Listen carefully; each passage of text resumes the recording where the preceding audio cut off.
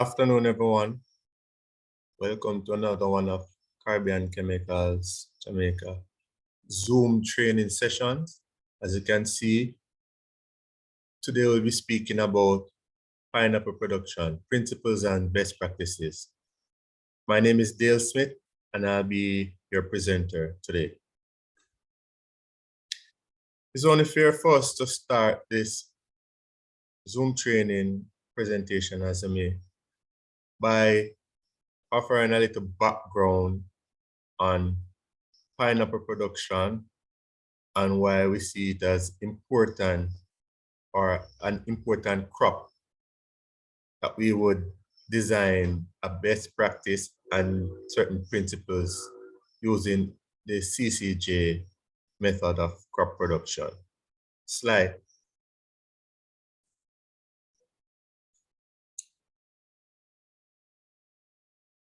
The major producing parishes have traditionally been St. James, Westmoreland, St. Elizabeth, and to some extent, Portland.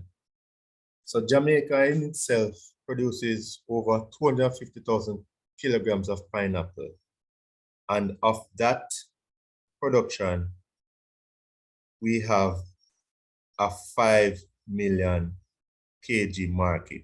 So this is showing us that there's room for improvement when we speak about production or the production capacity needed for pineapple, because we have a market that we have yet to even tap or half tap into. So the room for expansion is definitely needed. So it's based on this background that we have embarked on improving the existing crop program as you may, to see where we can improve our yields, improve our pineapple crop production, to see how best existing farmers and new entrant farmers themselves can tap into this 5 million kg market. Slide. Now, having said that, other parishes have now taken up the mantle to increase their production. So parishes like St. Catherine, St. Mary, Hanover, Manchester, Trelawney have taken on the mantle and have decided that they want a piece of this 5 million kg pie that the other parishes are unable to hold. So traditionally, pineapples or pineapple production as may has started with the use of suckers from old fields. So farmers take pineapple suckers from old fields, and now these suckers were of varying sizes or are of varying sizes, because they still practice this in some places. The suckers are of varying sizes, so they weren't taking into consideration the size of the suckers. And then after having planted those suckers in the new field, they would tend to go in about little over 4 weeks, 6 weeks after, and fertilize, and then induce again, and then fertilize. Inducing is actually trying to get the plants to flower outside of the natural time that they would do so, or out of season. Slide. So those were some of those were the ways in which, or those are the ways in which traditional pineapple production has been going. Now, we noted some issues or problems with the traditional crop production. One of which is suckers weren't being treated before, nor were they being treated at planting. So that gave rise to different pest and disease situations. And importantly also, farmers were using suckers of varying sizes. And this would lead to uneven maturity throughout the field. And we can see the confusion when it comes to harvest how that would play a part. Uneven maturity, so you plant a field and then you have you're unable to make a yield estimation or secure a market based on your yield estimation based on your crop population. So you planted, for example, 200 pineapple suckers, and you're estimating that from the 200, you should get at least 198, barring no mortality, fruits that now you could use to secure a market. But when you planted suckers of varying sizes, this in turn will impact on the yield at that particular time. So fruits will be matured while the smaller suckers would just be flowering. So then you can see the problem that may cause in terms of market. And on the slide we're seeing here was showing uneven plant size. So you're seeing some suckers well established.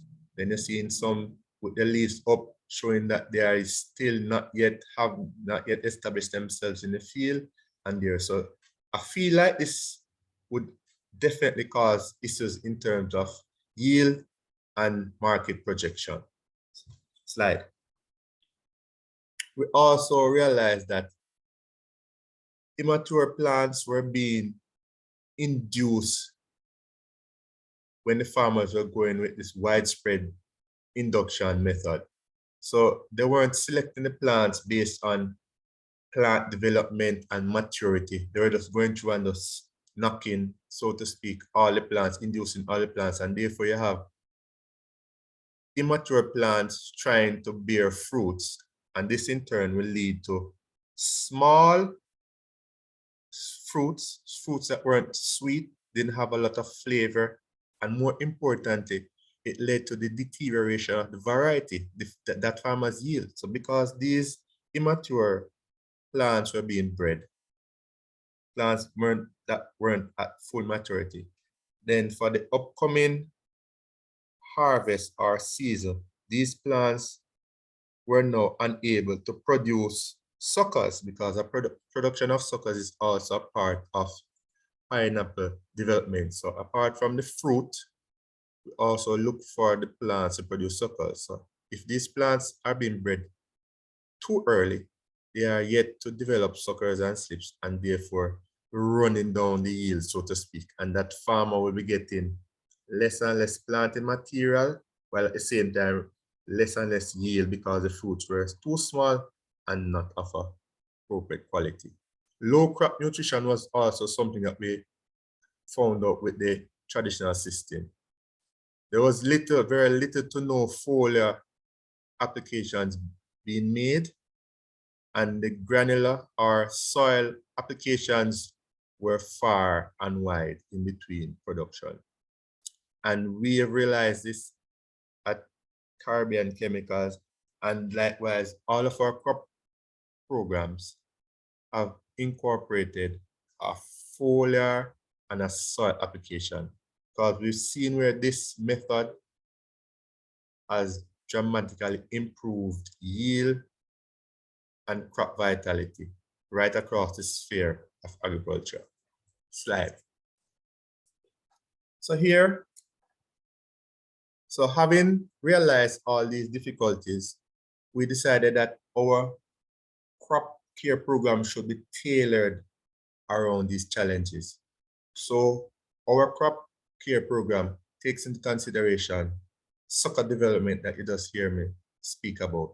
We want to improve the sucker development. So not only the fruit quality, but also add more value to pineapple production by way of improving the amount of suckers and the vitality of those suckers. So a pineapple farmer is now able to generate a new business from his pineapple productions, fruits, as well as sale of suckers, as well as he's now able to expand his field using high quality suckers. So that was definitely a key factor that we took into consideration, because when we're speaking about expansion and meeting that 5 million kg market that is wide out there.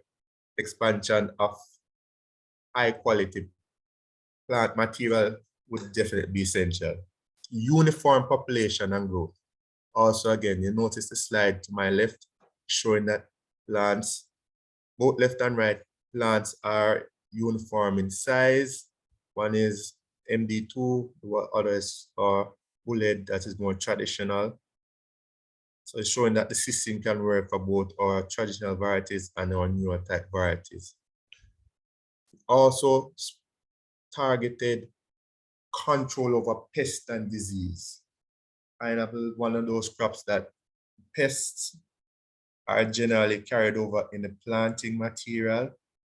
Likewise, pests, soil-borne pests can also be in the field that is being established. So we definitely had to address pest and disease. And again, we wanted to increase the yield in sucker production.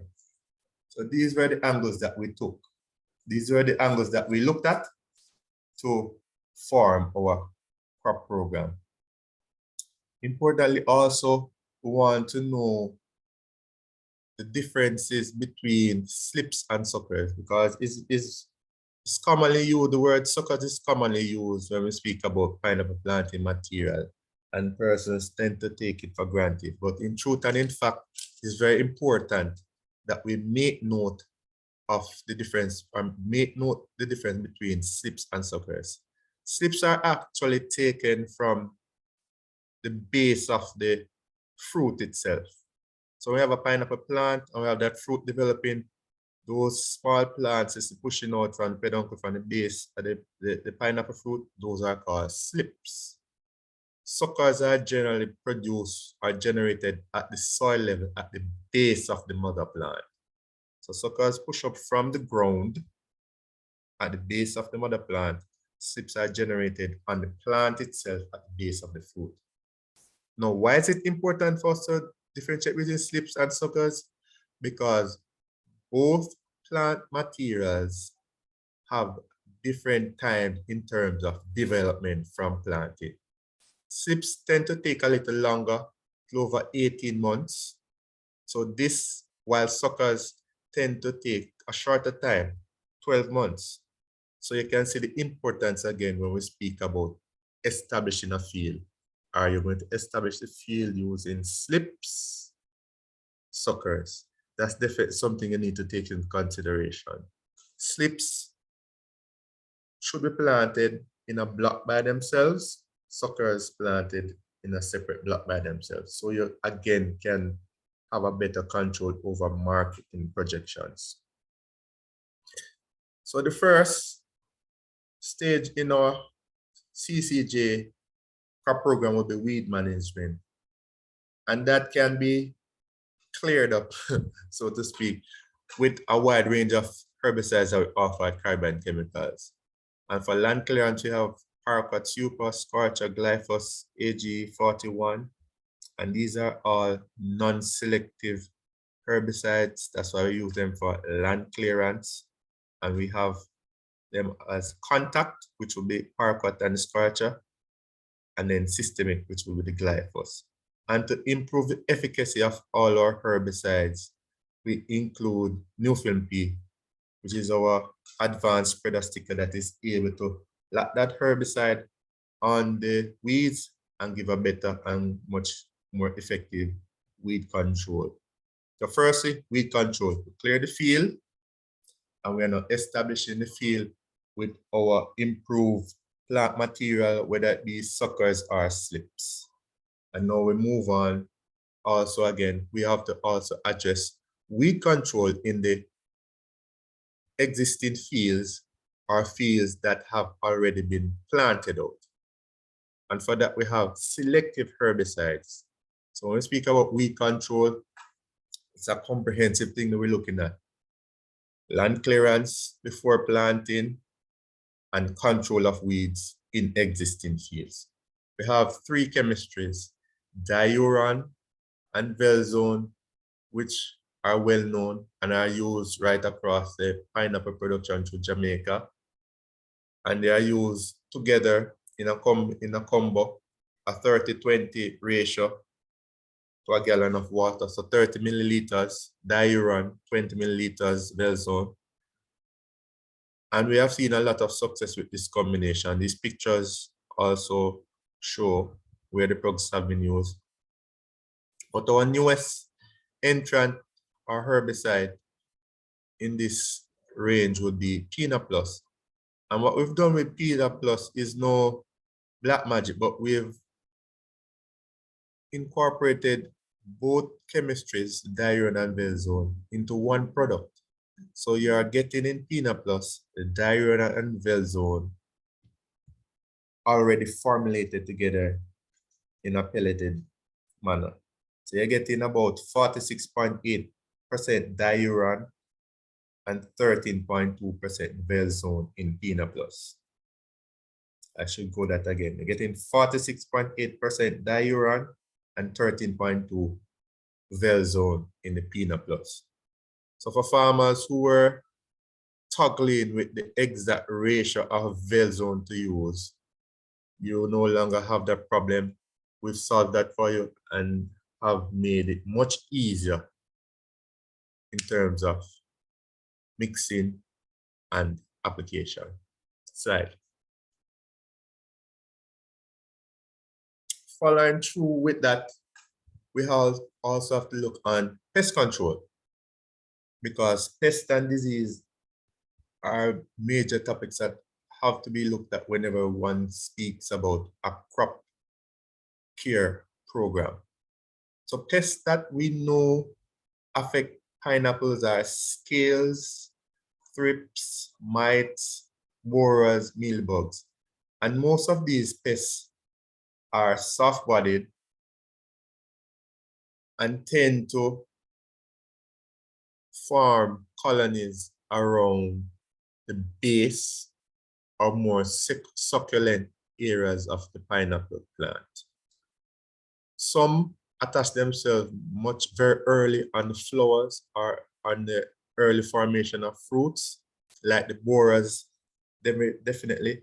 And I'll delve a little more into borer because that is one that is a widespread problem that a lot of farmers have yet to realize is causing a major reduction in the crop yield. So we have chemistries like caprid, cure, cartrax, danitol that are able to effectively control these pests here, and the appropriate mixing rates, as you can see, to a gallon of water. And if you look carefully again at carbon chemicals, we strive to use softer chemistries, but also very effective. So you note the concentration rates are very low, highest being 2 teaspoons. So farmers need to adhere to the concentration rate as well as the pre-harvest. Now for borers, as I was mentioning, this is one such pest of pineapples, while the others are very visible on the outside. Scales, strips, and mealybug especially can be seen at the underleaves or at the root base, just in the upper surface of the soil there. You can identify some of these pests. Likewise, you can also associate some damage based on the physiological change of the plants. You see the pineapple getting a bit yellow color change, leaves look withered. You can associate some of these damages with the change and then look and identify the particular pest. But for borers, they themselves tend to be very early in their line of attack. So they are actually caterpillars. So they are lepidopterans. So the borers themselves now penetrate the early formation of the inflorescence when the pineapple just changing into that first fruit. So you see that purple flower, purple red, pretty flower that is a pineapple flower. When that just changes into the fruit, that is when the borer, the adult moth or adult butterfly, lands, lays egg between the leaflets there before they actually get tighter. And then those eggs hatch and the larva itself now penetrates through the tissue, because you know the larva is heading for that soft tissue to gourmandize, the eat, and is there while penetrating, is damaging, is leaving a hole, and We've been through this in other presentations where the larva now pupates, means it's changing to a different stage, a more advanced stage, and it continues to feed the lower part of the fruit, and then it emerges as a butterfly. All in all, that life process involves the borer tunneling through that early fruit. So when you're going through your field now and you're observing some fruits with some dark holes, and then you're seeing some little clear color exudates, or what we will sometimes determine as resin, and then it hardens on the surface of the pineapple. So you're picking off some sap-like resins, and as it steers longer, it gets dark color. These are borers. I've elaborated on this particular pest to show that the time of control is very critical. So when you're seeing that damage, the borer has already emerged into a butterfly and is gone. So it's early to control or treat this particular pest from the onset of flower development. So we don't wait for the damage before we start to apply some of these pests, because some of that time it may be too late. Slide. Other pests like or soil-borne pests like ants and grubs can be controlled with our stronger chemistries, carbaryl, diazinon, and definite, and these all have soil application. So that's why we have selected these for these particular pests. Slide. Diseases now. Pineapple luckily is one such crop or plant here in Jamaica that we tend to have very little disease pressure from. However, there are certain diseases that can be very detrimental to the production and likewise yield of our marketable yield. Diseases like bacterial spot, heart rot, these tend to show themselves up in times of high moisture. So we just went through some rain period here, or we are going through some rainy period here, particularly on the northwestern region. Farmers have to pay a lot of attention to this, especially in the newly established fields where we have those young suckers just coming out. And again, especially when we speak about varieties like the MD2, this variety is more tolerant to these particular diseases as well as Phytophthora. So farmers have to take that into consideration. It's also something to be taken in consideration. The variety being planted and the terrain that that variety is planted on. So soil cocks used at 30 to 45 grams, very effective, and you would direct that spray mixture to the affected site, so in the heart of the pineapple, as we say here in Jamaica, direct it down so the mixture can gradually work its way down. Phytophthora and anthracnose also can be controlled with Acrobat, also another very effective chemistry. And this particular fungicide has the ability to be used foliarly and also as a soil drain. So when we speak about Phytophthora again, it definitely can clean it up if caught in an early stage. Now, we don't have miracle products here at Carbon Chemicals. So everything that we are suggesting or we are putting forward in our crop program relies on good scouting and good crop care management. So it means that you, the farmer, will have to identify these problems at an early stage.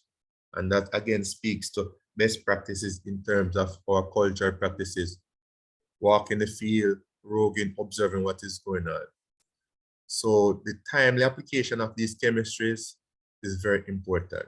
So you don't wait until you can tug a pineapple heart leaf and the entire leaf comes out, then you're going to try to drown it in sulcats. No, it won't work like that. Or wait till you see the entire MD2 field turning purple. Fight after, too late. So Identifying and observing symptoms can lead to early detection and effective correction of a lot of these problems. Carbendazim is also very effective, again, fungicide that is able to be used both foliarly and soil application. And it can clear up a lot of leaf spot problems that we tend to get in periods when we have intermittent rain. So we have rain, then sunshine, then tomorrow a little rain, and the humidity is building up. Then we can get a lot of leaf spot issues. And carbendazim is one such product that is able to take care of that. Just giving you a visual of some of the problems. Heart rot for farmers who have, and again, I'm not knocking, but I'm just highlighting that the MD2 variety shows that it's more prone to this particular disease. Farmers who have received or ever used or ever planted MD2 suckers realize that once these suckers are kept closed up for a while, they tend to come down with this heart rot, very foul smell. And once you tug at the center leaf, the entire thing just comes up. That is the early signs of heart rot. We definitely want to avoid it. So aeration of the sucker, good aeration of the suckers. If you're not ready to plant them, don't stack them on each other. Fan them out thinly under well-ventilated area where they're not getting wet, and they'll be good for planting. Leaf spot again, and Phytophthora. You heard me speak about the fruits turning a purple color. And also the heart leaf will be easily tugged out again for the plants exhibiting this particular disease. Very rare that you see the traditional varieties like the bullhead cowboy come down with this. Definitely this is seen more in heavy clay soils that have been saturated with water for extended period before you see this happening to pineapple of those traditional varieties. Slide. So we've covered weed control, starting from our land clearance. We've covered the pests and some of the basic pests that affect pineapple production. So we can now move on or take a closer look at our foliar application. Remember, we said that our nutrition program in all of our crop programs at CCJ involve a foliar and root application approach. So the Omex line, we have Bio 20, Fortify, Calmax B. And again, I am not delving deep into the chemistries or makeup of these products because we have other presentations that have been done in the past that you can feel free to watch and learn a lot more on the specifics of these particular chemistries. Suffice to say that we offer a very wide range in terms of our foliar nutrition, and the OWEX line is in line with just that because it is packed with a wide range of micros and macros as well. And the line is targeted, or the line is designed to target the different developmental stages of pineapple production. So we speak about the Calmax P, we speak about fruit development, bricks level, sweetening up of that fruit. We speak about a Fortify, we are speaking about excess shot of phosphorus to help with that root development because we know that pineapple in itself naturally has very poor root development. We speak about a product like Bio 20, high kelp, nitrogen, a 20-20 balance range of NPKs with other micros to help with overall foliage development and overall vigor of the plant. So this is a line capable of bringing your pineapples from the establishment of suckers right up to production. Slide. Our AgroFert line is by no means short of delivering a similar punch. We just offer, at CCJ, we like to offer choices, and therefore in all our product ranges, we offer choices. So we give the farmers a wider range to select from. So 10, 50, 10, which is our root max. That in itself, high percent phosphorus does the same thing, develop those roots. Or 2020 or Nutrimax all around vigor and plant development. And our Green Max, our 30-10-10, is geared towards foliage development. And all these blends have trace elements, so they are rounded not only in NPK but also micros that play a very specific role when we speak about how the other macros are assimilated, how they are used, and the qualities that we look for in a pineapple fruit. Color, smell, taste, the bricks. For Miller line, Nutrient Express, Sugar Express. Sugar Express is a very popular one because as you hear the name, you know exactly what it speaks to. Improving that bricks, that sweetness of the pineapple is very important. Nobody wants a big lime for pineapple. So when we speak about improving the bricks, that is key. And that is a focus that is brought closer when we speak about the fruit development. So Sugar Express is what we term as a finishing product to enhance the bricks and sweetness of the fruits. Nutrient Express 44127, an all-round product that can be used from the early onset of establishment of the field right up. Cytoplex, wide range of biostimulants. We speak about our auxins, cytokines, and gibberellic acid. We have that in this one package. So again, feel free to look back on presentations that were made in the past, CCJ on our YouTube line as well. You can see some of those videos and you can look at the specifics of these products. The soil application now involves both the Elixir and Abodam line.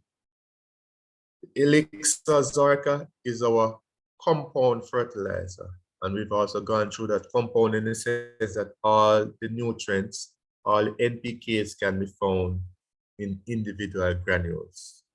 So this is a very exciting product by way of application and by way of the mere formulation.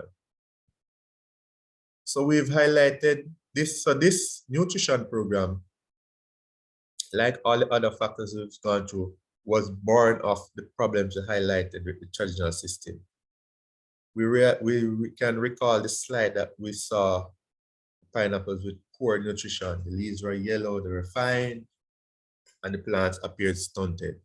This is because we've realized that the traditional way was inputting very little nutrition by way of soil, and the pineapple pulls a lot of nutrients in that root zone that is used, but the spacing between the fertilizer application was very wide. So our program takes that into consideration. So not only the ratios of fertilizer or blends of fertilizer was important in developing this, but also the interval between the application periods. So we have in the Elixir line, our 1627 at month 1, establishment of the field. A month after, we come in with the 1627 because we realized that any earlier application of fertilizer before this would be a bit of a waste because the roots have yet to establish themselves fully. As I just mentioned, the pineapples have very poor and slow root development, so we were giving those new suckers time to establish those roots, and then we come in with a high phosphorus blend like 1627 to help aid our faster root development. 4 months down the line, those roots are fully established. Pineapple plant is now feeding. Come with a mixture of 1-to-1 ratio of our amasulfan and our 8-15-15. High nitrogen. Studies have shown that the high nitrogen right through the stage of development really impacts on the quality of the fruit. So we're speaking to developing the entire plant with this application, as well as bioavailability of nitrogen in the plant for that fruit development further down the line. So month 6, we also follow up again through with our Supreme again, along with our Elixir Amasulfan. And at the end, at month 8 rather, at the end, when the flowers have developed and now we have small fruits developing, we want to aid that bulking and foster that development of the fruit with our high potassium blend 7-20-30. I remember, farmers, this soil application is going on at the same time we are supporting with our foliar application. So they are not one and apart, separate. This two-pronged approach that we developed is there to support overall development of the plant. Our Abadam line offers a similar way of development. However, this is a more traditional blend in that the NPKs are separate, but we have it in a slow release and a quick release. So for a plant like pineapple that takes, as we mentioned, 12 months with the suckers, 18 months with the slips, we opted to go for a slow release version that would give a more timely delivery of the nutrients as the plant itself develops. So month 1 again, we have our 14-28-14, a traditional blend, high phosphorus. 4th month, we include our sulfate of ammonia with our 11-22-22 to get that nitrogen in and get it stored there for further fruit development. Month 6, again, a similar application, and then a high potassium with 15-5-35, again in a slow release version, so that the fruit development can be enhanced along with the foliars that we offer, like Sugar Express, Calmax B, and our Fruit Max. Now I left this slide for last, although it actually is one of the first stages of treatment in the CCJ program. But I left this slide for last because it gave you an opportunity to be introduced to the chemistries and our way of thought when we are speaking about a CCJ crop program. So treatment of the suckers was also a problem highlighted in the traditional system. Farmers were planting suckers that weren't treated, and also mentioned that oftentimes pests such like mealybugs, thrips, and even scales can be carried over into a new field because they are attached to the slips and suckers. So by treating these slips and suckers prior to planting, you already eliminate yourself from having that problem and having that pest transfer into the new areas. So we speak about including pesticides or chemistries like diazinon and Cartrax that are broad spectrum and able to control these pests, along with green stem, solid grower, root max, and cytoplex. Now, what this mix does is that it not only controls or rids the plant material of these pests, but it's also supplying, it's also stimulating root development before we even put those suckers or slips in the ground. Remember, again, pineapple has very slow root development. So anything that we can do to foster, enhance that root development is a win-win for us in terms of time to production, time to harvest. So our aim also is always to try to shorten that harvest time and bring to the market a fruit of high quality and improved taste. So green stem a product that we have that is able to get the plant over that initial stress of transplant. Roots were just being established in the soil, so it needs to get over that stressful period.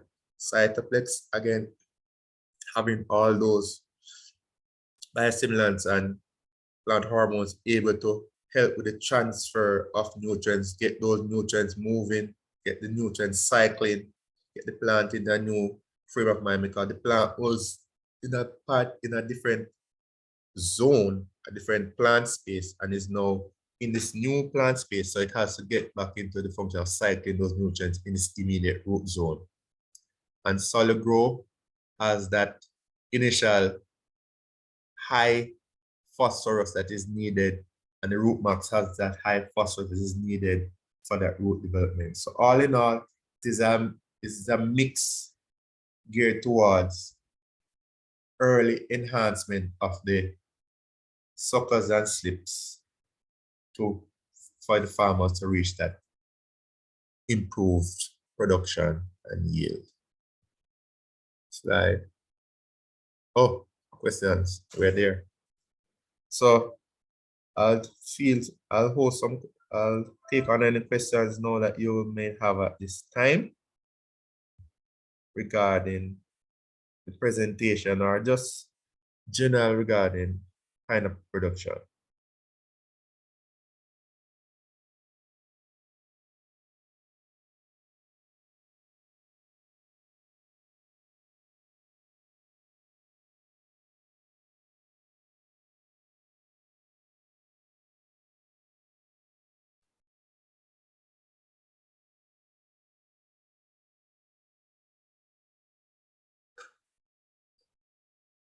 Remember, it doesn't have to be anything over the top.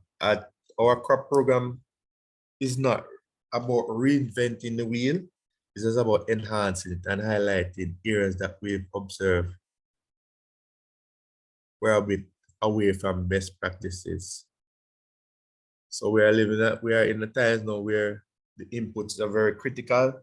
So how we go about using our inputs in terms of pesticides, fertilizers, and even our own labor is very important to the survival of the farm operation. So these are things also, again, that we're taking in mind when we were developing our crop program. And it is made easier when we have chemistries that we have in our inventory here at Caribbean Chemicals. Advanced chemistries that help you, the farmer, to reach better heights of efficacy and production.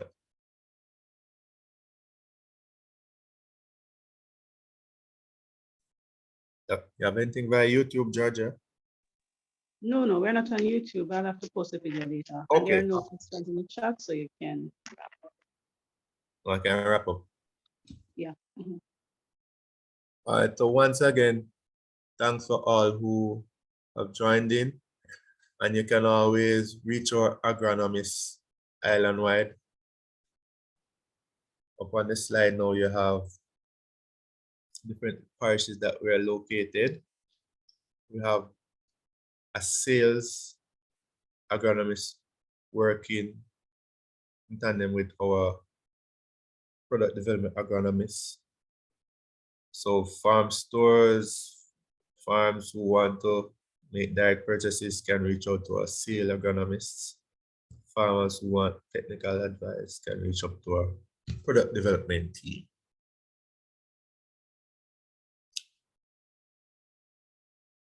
Oh, Shanice is asking if there's no giveaway today. I should feel a giveaway question, Georgia. You have something to give away? Yeah, go ahead, no problem. Oh, I have to make up on that spot. Okay, making up on that spot.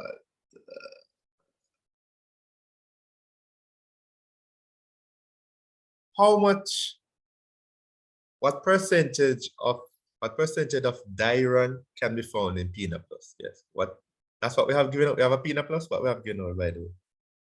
Yeah, we have Pineapple samples. Oh, so it's a relevant question. What percentage of diuran can be found in our new Peanut Plus herbicide? Yes, I think that is a relevant one.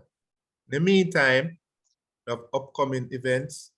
We have on Thursday a farmer training session that will be about ginger and turmeric, and that will be done in St. Thomas in the Johnson Mountain region. That will start at 10 a.m. So that's this Thursday, September the 8th, Johnson Mountain for ginger and turmeric program. And you can always tune in on our Farming Today feature that we host every Wednesday. That is 6 a.m. to 6:45, and learn more on our crop program and what we have going on here at CCJL. I think she replied and said something about 46, you know. Yeah. I'm gonna give her 46. You don't have to go in the point. 46 is correct, Janice. And definitely, thanks for you didn't want to feel a question, but you jump on my question just to get the feedback. You hustle the thing, man. But I like the participation. Thanks again. You're correct with that 46%, Janice. Dale, Ari Blake made a comment. I'm there for the one in St. Thomas as I'm a turmeric farmer, so it will be fun. Oh, awesome. Is there an IG or contact? Yes. Let me put the IG. Okay, thanks, man. Yeah, you definitely learn a lot at that presentation in St. Thomas. But I'm gonna put the rec, John I. Johnson. Yes. Yeah. I suggest you carry a notebook, you know, because John are going to speak more that, you know, man. You're going to feel like a new man when John finish giving you that material. So definitely.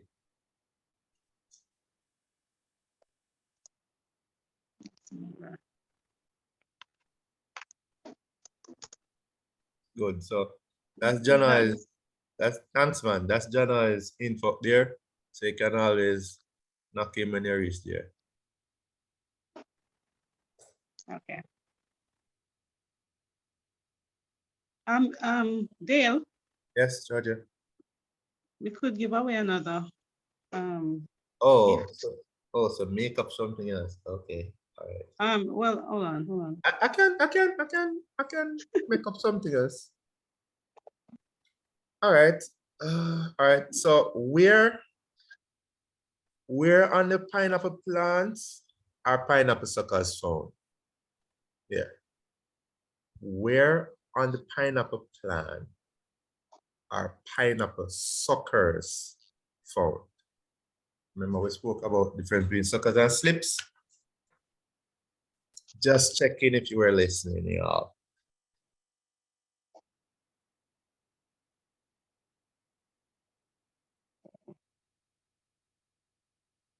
Shanice, run with that one. Leaves. Leaves. Really? Leaves. Really? No.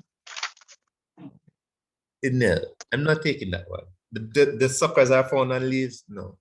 No. No, we're not taking that one. Probably the question is too hard, man. No, seriously? You know, I thought the percentage would be harder. No, but this, I even had a slide up with this just now, you know. Where on the pineapple plant are suckers found? I don't think it's that hard. Just remind them, Dale. No, in between the leaves. You know, all right.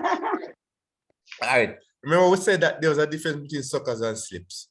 The slips are found at the base of the fruit on the pineapple plant, while the suckers are found on the ground at the base of the mother plant.